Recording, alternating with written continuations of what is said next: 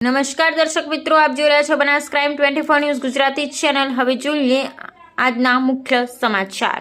Deesa Shubham party પ્લોટની પાલનપુર જતા માર્ગ પર નવીન ડામન રોડનું ખાતમુહૂર્ત કરાયું। ડીસા વોર્ડ નંબર 10 માં આવેલ શુભમ પાર્ટી પ્લોટથી પાલનપુર જતા માર્ગને જોડતો રોડ છેલ્લા કેટલાક સમયથી બિસ્માર હાલતમાં હોવાથી સોસાયટીના રહીશો ભારે મુશ્કેલીનો સામનો કરવો પડી રહ્યો હતો।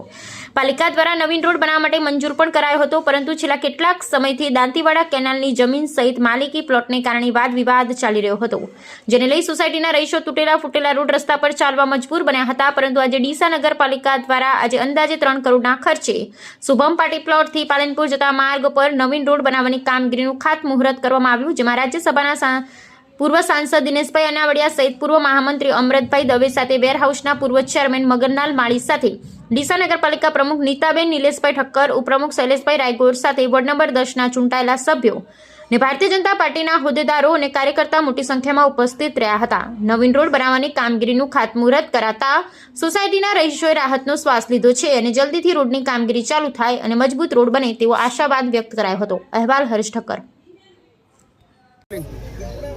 નમસ્કાર।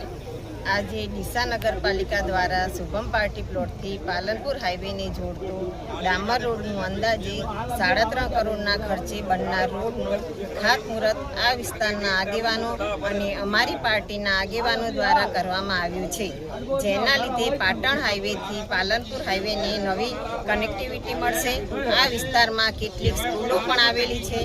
સ્કૂલના વિદ્યાર્થીઓને તેમજ આ વિસ્તારના રહીશોને આવવા જવામાં સરળતા રહેશે। આ વખતે ચોમાસાની સિઝન સારી રહી છે, વરસાદ વધારે આવેલો છે।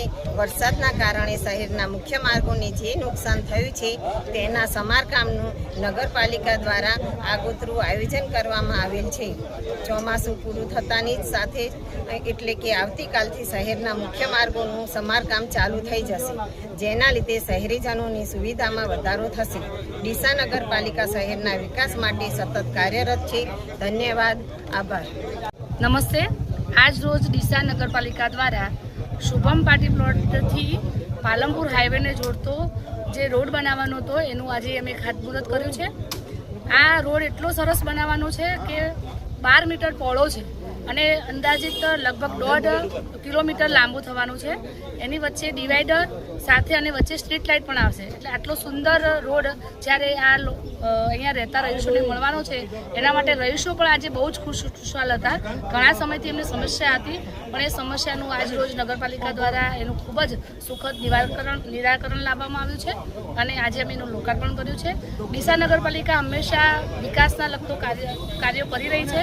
હમણાં જ અમે થોડા દિવસ પહેલાં ટાઉન હોલ જે આખા ગુજરાતની અંદર ફર્સ્ટ નંબરનું બનવાનું છે એનું પણ અમે ખાતમુહૂર્ત કર્યું છે।